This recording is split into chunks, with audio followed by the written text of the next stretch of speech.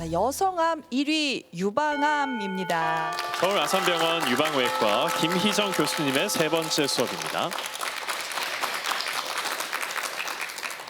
앞서 윤영윤 교수님께서 말씀해 주신 것처럼 유방암은 우리나라 암 발생 순위에서는 4위이지만 현재 여성암에서는 1위를 차지하고 있습니다.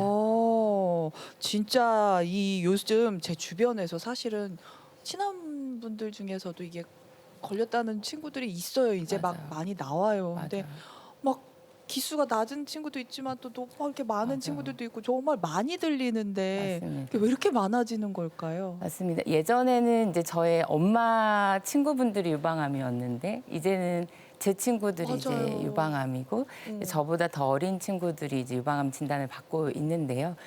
유방암 환자 수가 이렇게 증가하고 있고 2011년도에는 유방암 환자가 18,000명이었는데 2021년에는 한 해 최초로 3만 명이 넘었습니다. 그래서 미국에서는 이제 나이가 많아질수록 유방암이 많아지고 있는데요.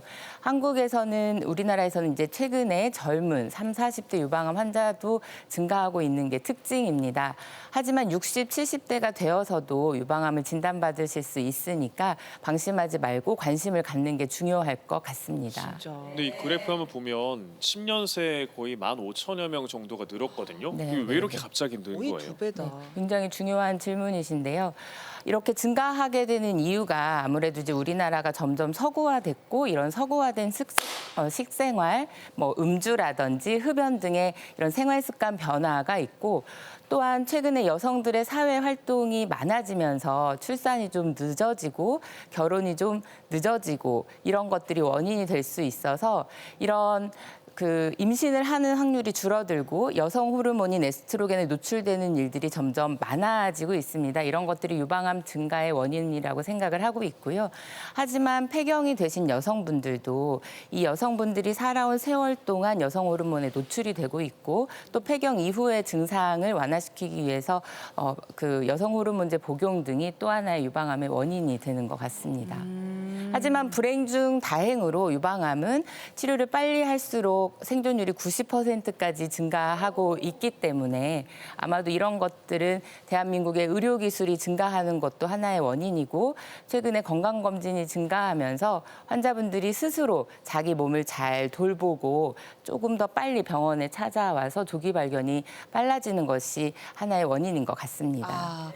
아니 그러면은 유방암이 도대체 어디에 이렇게 생기는 건지 좀 자세히 알려주세요. 네. 사실 이제 유방암은 잘 아시는 것처럼 이제 여성의 가슴에 생기는 암입니다. 이제 여성뿐만 아니라 굉장히 드물게 이제 남성에서도 생기긴 하지만 우리 유방 조직은 이 조직 안쪽에 지방 조직으로 둘러싸여 있습니다. 하지만 유방 조직 자체가 그 모유를 만드는 기관이죠. 따라서 이 모유를 만드는 기관인 이 유엽 은 더 안쪽에서는 소엽으로 나누어지게 되고요. 이렇게 만들어지는 모유는 유두로 이 모유를 운반하는 통로인 유관이라는 그런 세포들이 존재합니다. 유방암은 대부분 이 모유를 운반하는 통로인 유관에 암세포가 증식하면서 발생하게 됩니다. 암 발생 부위는 주로 겨드랑이 쪽과 유두 주변, 유방 안쪽으로 잘 생기게 되고요.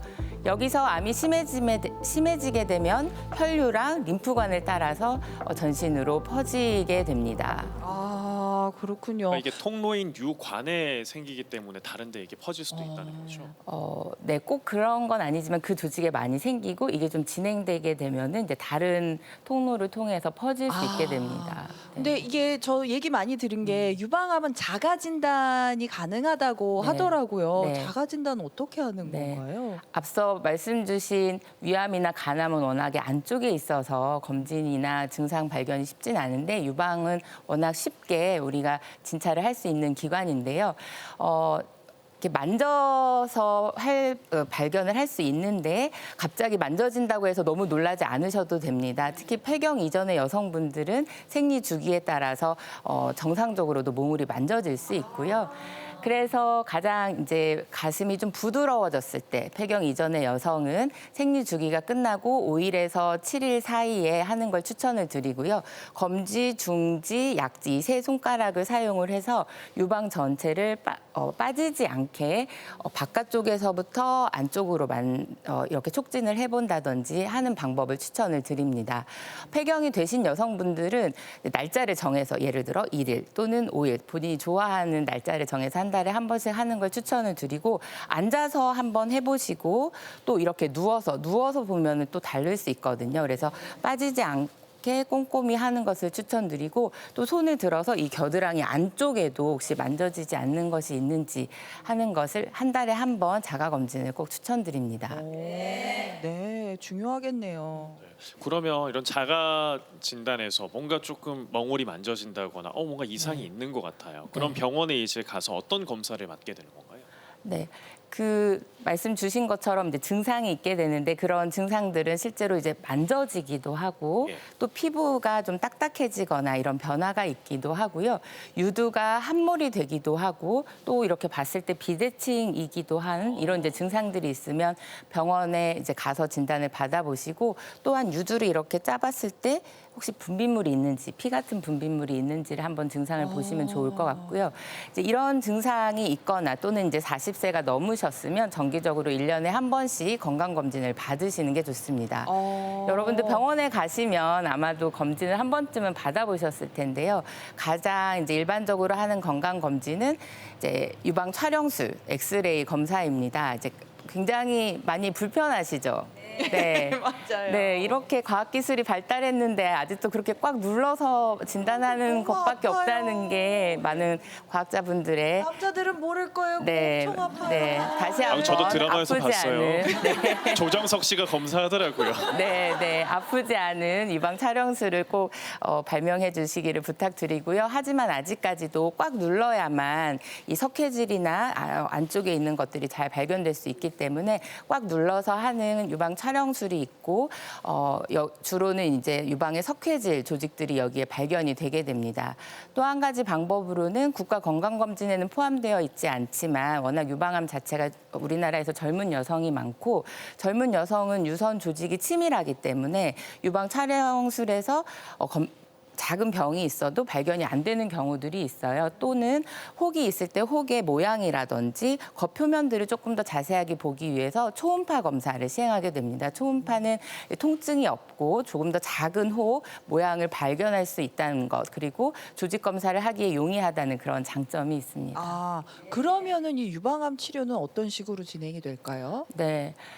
최근에 이제 유방암 치료들이 다행히 굉장히 많이 좋아졌습니다. 이제 앞서 두 선생님께서 이제 암의 병기에 대해서 말씀을 해주셨고 유방암도 이제 환자분들이 처음 병원에 오셨을 때 제일 궁금해하는 게 내가 몇 기인가요? 이제 하는 거죠. 사실 이제 유방암도 이제 암이 어느 정도 크냐, 암의 볼륨이 어느 정도 되느냐에 따라서 이제 병기가 나누어지고 최근에는 그만큼 중요한 게 암의 타입입니다. 내 암의 타입이 어떤 타입이냐. 치료에 상당히 많은 영향을 주게 되고 같은 기수라도 치료가 그 타입에 따라 달라지게 됩니다. 유방암의 타입은 크게 4가지가 있는데요. 4가지 종류나 있어요? 네. 예. 특히 오늘 이제 제가 가장 크게 3가지의 타입으로 나누어서 설명을 좀 드려보도록 하겠습니다. 먼저 조정석 씨 영화에 영화에서, 나오는 거 말씀해 예. 주셨는데 드라마에서 그때 막 검사는 너무 아파하더라고요. 맞아요. 그래서 사실은 유방암은 남성에서도 걸릴 수 있지만 굉장히 적고 대부분은 이제 여성에서 걸리는 암입니다. 이제 그만큼 여성 호르몬과 관련성이 중요한데요. 여성 호르몬 즉 에스트로겐, 프로게스테론이라는 그 호르몬과 관련성이 중요하고 실제로 약 70% 정도의 유방암 환자가 이 호르몬 양성 타입의 유방암입니다. 따라서 이 타입의 유방암은 이제 다른 타입보다는 이제 조금 천천히 자라는 성격을 가지고 있는 게 이제 다행이고 있고 사실 이제 이런 암들의 치료를 위해서 호르몬과 관련이 있기 때문에 호르몬을 억제하는 치료를 하게 됩니다. 가장 대표적인 약이 타목시펜이라고 하는 약인데요. 이게 호르몬 약인 거죠? 네네. 이제 호르몬 억제제인데 암세포가 여성 호르몬을 가지고 점점 자라기 때문에 호르몬이랑 비슷하게 생겼는데 막상 호르몬은 아니어서 자라지 않는. 흔히 보면 예전에 백설공주를 죽이기 위해서 마녀 그 새엄마가 독이 든 사과를 주죠. 사과인 줄 알고 먹지만 사실은 사과 안에 이렇게 막 주입을 하잖아요. 그렇죠. 그래서 여성 호르몬과 굉장히 비슷하게 생겼지만 여성 호르몬은 아닌 이 타목시펜이라고 하는 약이 호르몬 억제제 중에 대표적인 약이고요. 두 번째로는 난소 억제 주사제. 아직 폐경 이전의 여성분들은 난소가 기능을 많이 하니까 난소에서 여성 호르몬을 많이 만들어내겠죠. 그래서 난소가 기능을 하지 못하도록 잠재우는 여성 호르몬 억제제를 사용하게 되고 그러면 폐경이 되신 분들은 네, 굉장히 좋은 질문이신데 예, 폐경이 맞아요.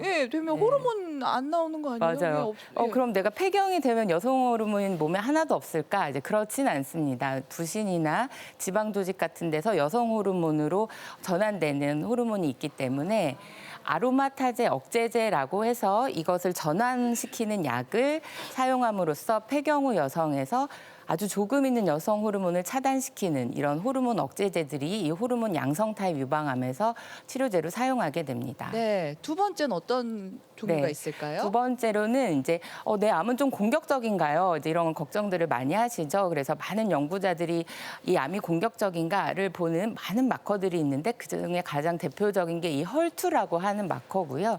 이거는 모든 세포에 있는데 그게 조금 더 많이 작용해서 빨리 자라는 성격을 가지고 있는 타입입니다. 예전에는 이 타입의 암이 약 20%, 실제로 20% 정도 차지하고 있는데 예전에는 이 타입이 조금 안 좋은 걸로 알려져 있었지만 요즘에는 이것을 표적으로 하는 암 치료제들이 개발이 되어서 굉장히 치료가 잘 되고 있습니다. 네, 자, 세 번째 종류는 어떤 네네. 게 있을까요? 세 번째는 이 두 가지가 모두 다 포함이 안 되는 여성 호르몬 2개, 프로게스테론, 에스트로겐 그리고 헐투에도 모두 포함되지 않는다고 해서 세 가지 마커가 모두 음성이다라고 해서 삼중 음성이라고 하는데요. 많은 분들이 내가 삼중 음성 타입인데 좀 공격적인가요? 걱정을 많이 하는데 실제로 항암 치료에 굉장히 잘 듣고 최근에 대두되는 면역 항암제의 치료 반응이 굉장히 좋기 때문에 최근에 유방암은 타입이 달라서 치료가 다를 뿐이지 일반적으로 치료 효과가 굉장히 좋아지고 있습니다.